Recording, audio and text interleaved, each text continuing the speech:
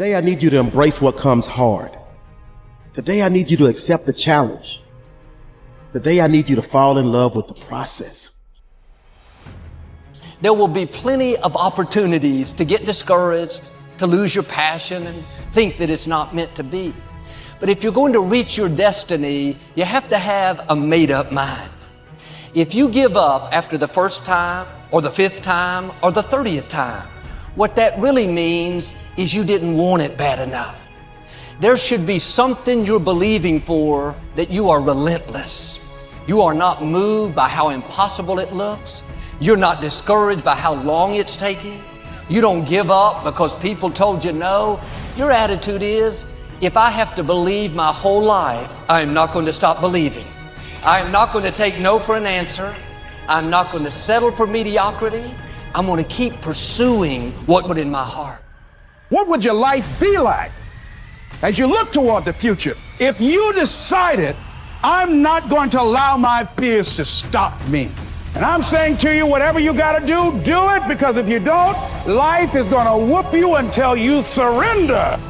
So when you're young and you make mistakes, don't let them eat you up. Because everybody that done made it.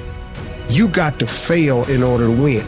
Hey, look, man, to understand how to hit the game-winning shot, you got to miss the game-winning shot. You know, you got to be tough because the road to success is always under construction. It's never a clear path to success. The people who become successful are the people who have a relentless attitude.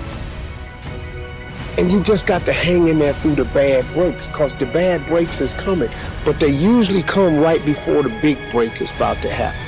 You get a series of bad breaks and it stumbles up a lot of people.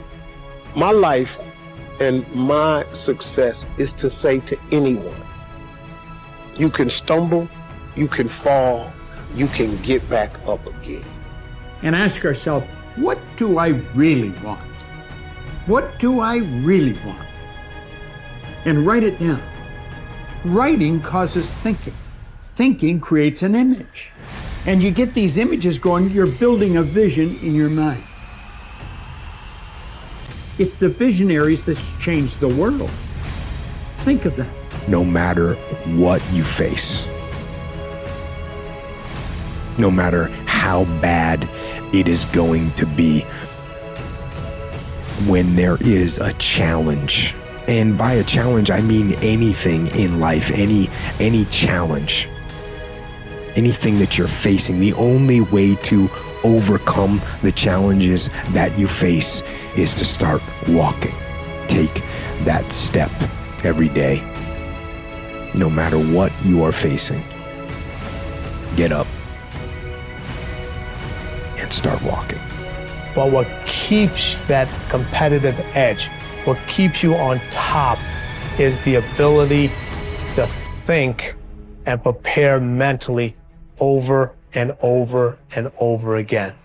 The body has limitations, the mind does not. We focus so much on what goes on from the neck down that we forget it all starts from here. Everything starts from there. If you're not mentally ready, you're never really physically prepared. And that's where the preparation starts. I have the ability to see the end before the beginning even begins. And what that means is I know that to get to the very end, I can see it right now. So before I went to Buds and I was losing all this weight and I saw myself walking across the stage at 191 pounds, 'cause that's what I had to get to get into the door. I saw myself 6 months, a year later, whatever it's gonna take me to do it, I saw myself walking across that stage, getting that certificate of graduation from Buds. And I was able to be there at 300 pounds.